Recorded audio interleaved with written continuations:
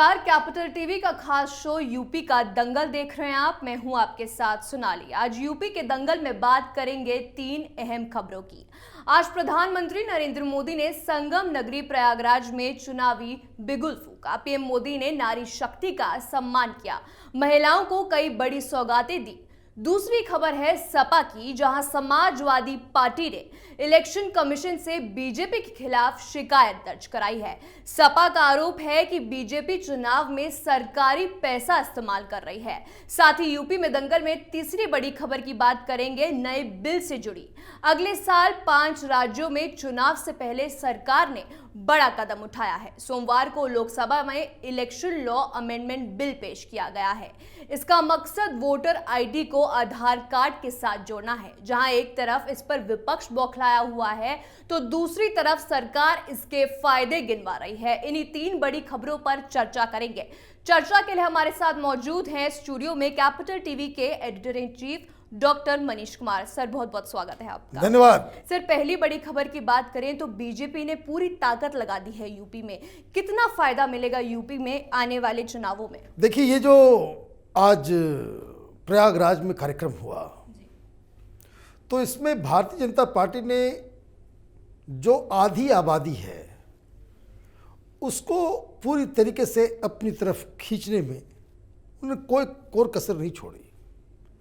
1000 करोड़ रुपए बटन दबाते ही bank accounts में महिलाओं के पहुंच गए।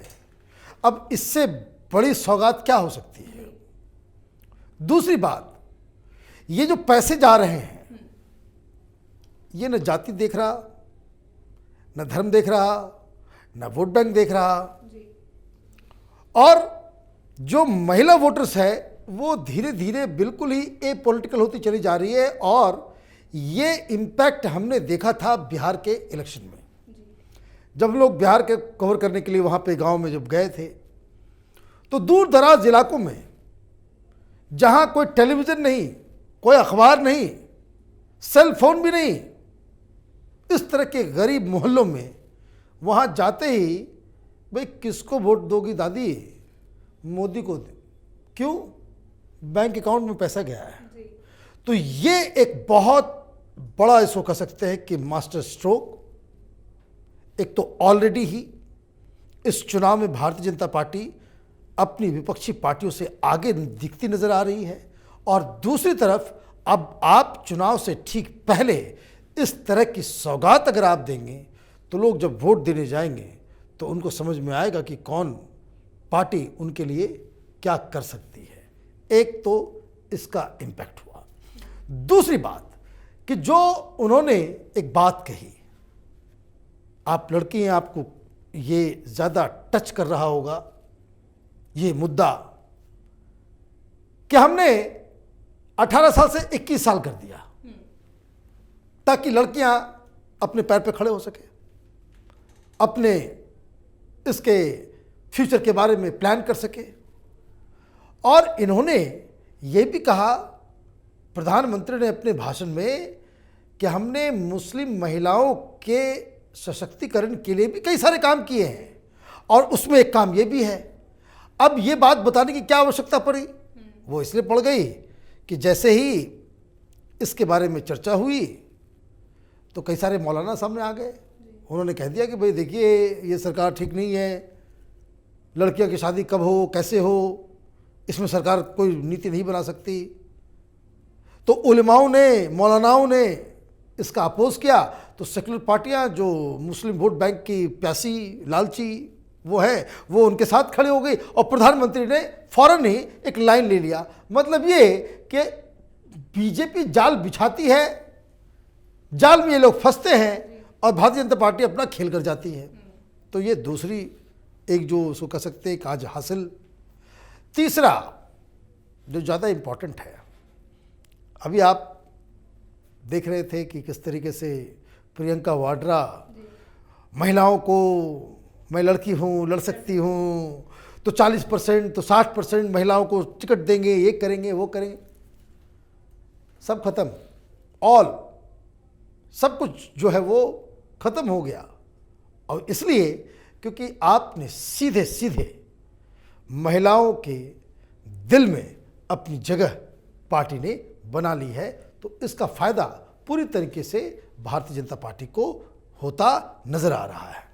डॉक्टर साहब, अब दूसरी बड़ी खबर पे बात करते हैं। समाजवादी पार्टी फुल बौखलाई हुई है, अब वो इलेक्शन कमीशन के पास पहुंच गई है।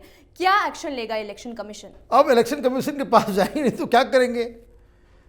आपने जाति धर्म सारे कार्ड को फेल करके आधी आबादी को आपने सब कुछ जो है आपने सीधे बैंक में ट्रांसफर कर दिया पैसा। भीड़ भी बहुत ज़्यादा थी। इलाहाबाद पूरे 75 जिलों से जो है महिलाएं पहुंची थी वहां पे, काफी बड़ा, तो मिर्च लगना तो लाजमी है। तो ये चले गए इलेक्शन कमीशन के पास ये शिकायत करने कि सरकारी पैसे का दुरुपयोग हो रहा है इलेक्शन के प्रचार प्रसार में। अब क्या होगा? आपने पूछा भाई क्या होगा इसमें, इलेक्शन कमीशन क्या कर सकती है? कुछ नहीं। Election commission will come into play once the model code of conduct is enforced. जब तक मॉडल कोड ऑफ कंडक्ट लागू नहीं होता है, इलेक्शन कमीशन क्या मतलब है? अब क्यों जा रहे हो वहां? ये काम तो हर सरकार करती है। जब अखिलेश यादव मुख्यमंत्री थे पिछले चुनाव से पहले, तो इलेक्शन से ठीक पहले ये जो लखनऊ आगरा एक्सप्रेसवे है वो पूरी के तरीके से तैयार भी नहीं हुआ था, इनॉग्रेशन करने पहुंच गए थे ना भाई। डॉक्टर साहब, अखिलेश यादव की आपने बात करी। अखिलेश यादव का ऐसा लगता है कि सिर्फ एक ही स्ट्रैटेजी है, किसी तरह बीजेपी को नीचा दिखाने की। ये तो उनका धर्म है, ये तो उनका धर्म, यही काम ही है, अदरवाइज उनको कौन पूछेगा। लेकिन दिक्कत ये है कि वो गलत समय पे गलत मुद्दे उठा रहे हैं। अब कई सारे लोग पूछ रहे हैं कि भाई अब बनारस के अंदर ही इतना बड़ा भव्य समारोह हुआ, भोले बाबा के परिसर को जो है बिल्कुल चमका दिया प्रधानमंत्री मोदी और योगी की सरकार ने। आपको बधाई देनी चाहिए थी। आप कहते कि भाई बहुत अच्छा काम हुआ, हमारा भी कुछ कंट्रीब्यूशन तो जरूर है इसमें, लेकिन आपने क्या कह दिया? आपने कह दिया कि भाई हमने ये योजना शुरू की थी। लोग थू कर रहे हैं कि भाई जो चीज आप इतना ज्यादा अगर आप झूठ बोलने लग जाओगे तो वो लोगों को पचता नहीं है। लोग पूछ रहे हैं कि भाई जब तुमने ये शुरू की थी कहाँ है तस्वीर?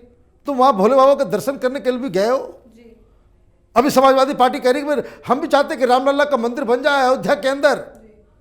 भाई कभी वहां पे गए हो? बिना गए आपने सारा कुछ क्रेडिट लेना, तो ये राजनीति है। चुनाव का समय, वैसे अखिलेश यादव को पूरा अधिकार है कि भारतीय जनता पार्टी योगी प्रधानमंत्री मोदी के खिलाफ वो अपना क्रिटिसिज्म करे, लेकिन इलेक्शन में मजा तब आता है कि जब आप दलील तर्क और बहुत ही मजबूती के साथ आप हमला करो। जो होता नजर नहीं आ रहा है। जी डॉक्टर साहब, अगली बड़ी खबर पे बढ़ते हैं। तो आधार कार्ड का क्या मसला है और क्यों विपक्ष इतना बौखलाया हुआ है इस मसले? अब वही देखिए, ये लोग तो वोट के लुटेरे परेशान हो रहे हैं इसमें। आप सुनते होंगे पहले यूपी में खास करके कि यूपी में कई सारे लोग गांव में, युवा, बहुत सारे लोग दिल्ली में तो मुंबई में, गुजरात में, अलग अलग जगहों पे नौकरी करने चले जाते हैं। उनका वोटर आई कार्ड यहाँ बना हुआ होता है, वो यहाँ होते नहीं, वोट पड़ जाता है। ये सिस्टम है यूपी बिहार में। और कई जगहों पे आप वहां गए नहीं, जब तक आप वहां पहुंचते हैं मालूम चलता है कि वो आपको बता दिया जाता है कि आपका वोट तो ऑलरेडी पड़ गया, कोई और दे के चला गया। क्यों चला जाता है?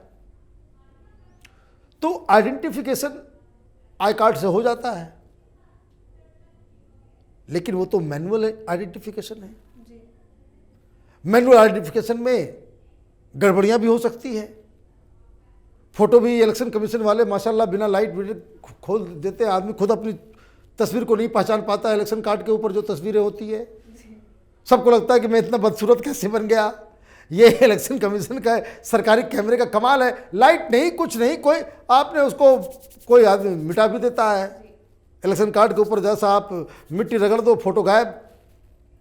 पैन कार्ड का भी वही हाल है, आधार कार्ड भी वही हाल है। लेकिन जब आइडेंटिफिकेशन आधार के जरिए होगा, जब आपका थंब वहां पर रखना पड़ेगा, क्या आप वोटर नंबर, इस बूथ के वोटर नंबर 501 है, आपका लिंक जुड़ा हुआ है आधार से, आप वहां पे उंगली दबाएंगे, वो रजिस्टर हो जाएगा कि भाई आप ओरिजिनल आदमी हैं। तो इससे क्या होगा, ये जो बोगस वोटिंग है, जो फर्जीवाड़ा है, वो सब खत्म होगा। अब कोई आदमी इस प्रोसेस का विरोध करे तो इसका मतलब साफ है कि वो फ्री एंड फेयर इलेक्शन नहीं चाहता है। वो चाहता है कि वही बैलगाड़ी वाला जमाना, और ये तो अभी आधार कार्ड में प्रॉब्लम कर रहे हैं। यही समाजवादी पार्टी, यही सारे लोग तथा कथित सोशलिस्ट समाजवादी, ये कोई हिंदुस्तान में कोई समाजवादी पार्टी नहीं है। मैंने समाजवादी मतलब विचारधारा के नाम के सिर्फ समाजवादी हैं सब।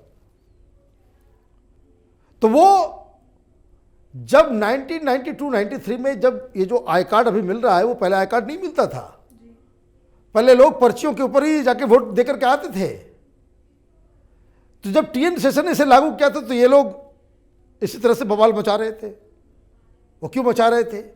भाई ये फ़ोटो कैसे खींचा जाएगा, ये फ़ोटो से कैसे मिलान होगा, हमारे घर की बहू बेटियां तो वो बुरके में जाती हैं, अगर फ़ोटो से आइडेंटिफाई करना होगा तो महिलाओं को बुरके हटाना होगा, ये तो बर्दाश्त नहीं होगा। तो सारे मुस्लिम वोट्स के जो लालची हैं वो चालू हो गए कि नहीं नहीं नहीं नहीं, नहीं लगना चाहिए। लेकिन फिर भी लगा। कुछ चीज़ें समय के साथ बदलती हैं, बदलना चाहिए, बदलना पड़ेगा। हम 10 साल के बाद उस तरह के सिचुएशन को देख रहे हैं कि जहां लोग वोटिंग करने के लिए पोलिंग बूथ में उनको जाने की आवश्यकता नहीं हो।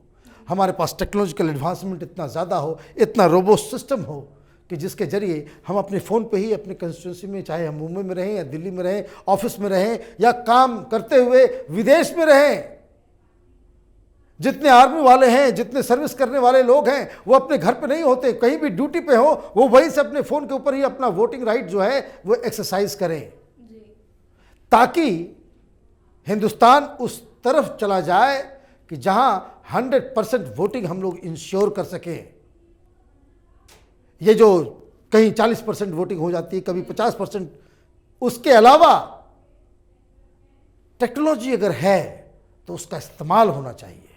और जो कोई भी टेक्नोलॉजिकल एडवांसमेंट को, democratic system, democratic procedure, judiciary, police, administration, hospital, अगर इसमें विरोध करता है कि टेक्नोलॉजी नहीं चाहिए, तो वो देश के लिए खतरनाक है।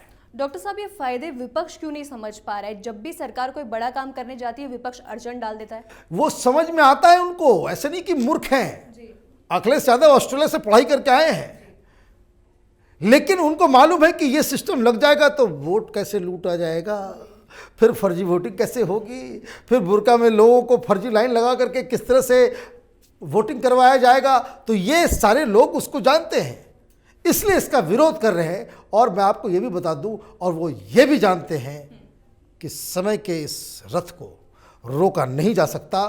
टेक्नोलॉजी सारे चीज़ों में इन्फिल्ट्रेट कर रही है और करना चाहिए, इसे कोई माइकल रोक नहीं पाएगा। बहुत बहुत शुक्रिया डॉक्टर साहब। जी हाँ, तो चुनाव नजदीक है, ऐसे में जनता की नजर हर एक पार्टी के कदम पर है।